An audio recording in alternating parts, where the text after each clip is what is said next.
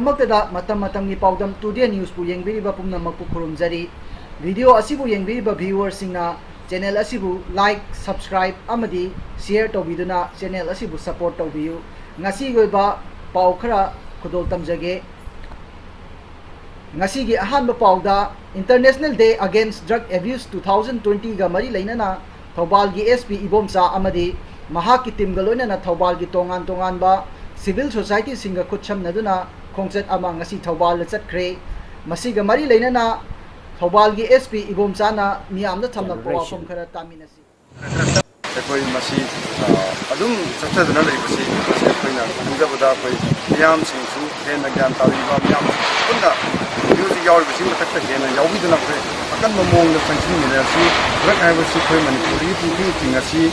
India दे पुरी थिंगसी हाइबसी खंजबनी अदुगा better knowledge for better life हाइबदी कोई गति मतंग सिदा कोई नॉलेज सी हेन बेटर नॉलेज बोलेना लाइफ हिंगे हाइब खक नतवा हेन फगतबा कोई क्वालिटी लेबा लाइफ मा ngasi MPCC na sinduna BT Road Imphal da leiba Congress Bhavan da Shahidon ka Salam Divas palan tawkhre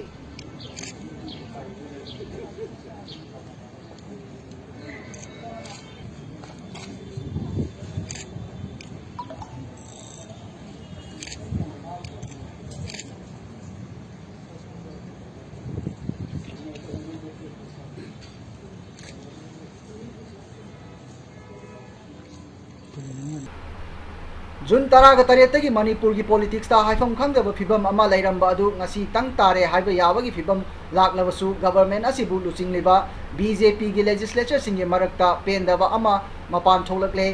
BJP na lucingba chongsinaba party singi government gi mapan thokluba MLA mari leiba NPP na BJP gu amuk hanna saugatle haibagi cherol ama ngarang governor da pisinduna laikhai tadaba phibam ama lairamba adu budi kokle haina sor hondok nare adum oinama government asibu luchingliba BJP gi manungda pendaba lakpadagi kemta leiriba BJP gi MLA sing chief minister N Biren chattuna unakhre hairi Manipur COVID-19 positive oibagi masing haukiba pungkun mari asida chamaga manga hengalatuna laichet asigi positive case lising amaga humdraga manga yaure amasung positive oiba chahi ahumgi angang nupi macha ama ngarang oxygen piba haukhre laichet asigi wangang loi amasung health additional director Dr. Khoirom Sasi Kumar mangang na phongtokpa cherol amagi matung ina haukiba pungkun ga mari asida laichet asigi anobu positive case marfuga manga rims amasung jenims ta henget khre hairi Tamelong district headquarter da laiba quarantine center amada mioi chamaga kunthraga humdoi manungda chamaga taret positive oire hairi COVID laina lanthengnanaba malemgi oina amadi laibak asigi state khudingmakta yamna kanna honaringi chairak asida Manipur da political gi oiba tangta da phibam ama lakpa sida NPF Naga People's Front Manipur State Unit na nungaitaba phongdoragle International Weightlifting Federation IWF na humukjam Sanjita Chanugi mathaktagi topping charge lauthokkhibadagi Commonwealth Games ta gold medal anirak laukhrabi Manipur gi weightlifter asina Delhi High Court ki order amagi matung ina kumja lising ani taraga nipan dagi pidana leirakhiba lemjaningai oiraba Arjun Award fanglagani hairi Thangjam Boris na mahaki career semlakpada AIFF Elite Academy amadi Indian Aeros ki thaudang sing thagatpa phongdorakle NHM ni makhada lairiba Ayush ki doctor amadi pharmacist singna equal pay equal work demand tawraduna ngarang kaisampat lei majam laikai da leiba community hall da sit in protest cease work strike chathakre hairi handak haidokhiba board na loba high school living certificate examination da Manipur gi oina kungani thoi suba position tarakraba sugunu kendra gi tangjeng khunjau dagi Eureka Academy Thaunawjam da mahairoi oiba Irungbam Arjun da Wangu BJP gi social worker Khoirakpam Ibo Yaimana lupa lising manga mahairoi aduda pukning thawgat po oina mateng pangkhre hairi All Assam Manipur Students Union Amsuna Assam State asida Manipuri loan bu chawkhatnawa haiduna mamangai dagi hauna ngasi fawba leptana khongthang kaya lokhatlatuna lakle adubu laibak thibadi Assam laingak na Manipuri jati bu nungsibagi mami tadaba asina maram oiraga Assam मतम कुइनदगी चारो मौरौनदुना लैरक्लबा मणिपुरी जाति असिबु मिनुंसी पोक्पीदबा थवोंग असिदा आसाम लैरिबा मणिपुरी मितैसिंगना आसाम लैंगाक्ता पेंदबा कया फोंदोरक्ली ngasi ayu anganba pung 4 minute 15 tabada Imphal More lambi gi khodeng thabi check post ta kunsuba Assam Rifles ki kangbuna More degi lakpa Maruti Eco van amada purakpa international market ta lupa lak yankhai gani thoi romgi oigadaba brown sugar fare hairi Central Trade Union Organizing singna anoba labor law sing chana handanaba amadi COVID-19 thengnana bagi mingda March kunga manga dagi lockdown thamkhibadagi सेंथोक हंथरक्लबा सिनमी सिंगी अखनबा याइफ थौरांग पाइखतनबा हौखिबा मे कुनगनी थोइदा state सिन मथुंगना पांगथोखिबा protest अदुना पीखिबा अकनबा साफु खंजिनबा तौदना Narendra Modi गी लैंगाक असिना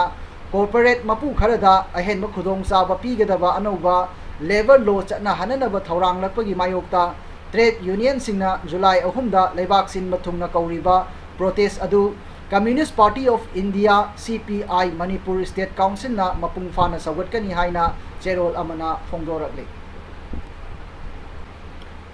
Indian Railway Board na hanna laibak asi gi oina regular train service jun kunthra fawba lepna ba khangan khiba adu makha tana matam sangdoklaga August 13 fawba service lep lagani masigi matangda ngasi Indian Railway Board na notice ama thokre Bihar amadi Uttar Pradesh ta ngarang akhak araw na maram oiduna miyoi chamaga taret sikhibaga loinana miyoi yankhai romna asok apan nangkre hairi Bishnupur district ki Sendra tourist singkhongda masana masabu thabak pijaduna sel thokna hingnana bagi damak miyoi kayana punchinduna semkhiba Loktak Path Boat service tawriba Loktak Tourism Development Cooperative Society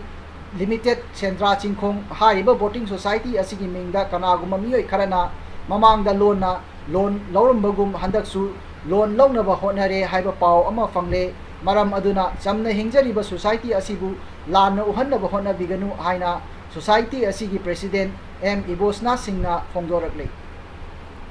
Manipur State Commission for Women's amadi National Informatics Center ani na punduna khusamnaduna Women's Commission asigi oiba website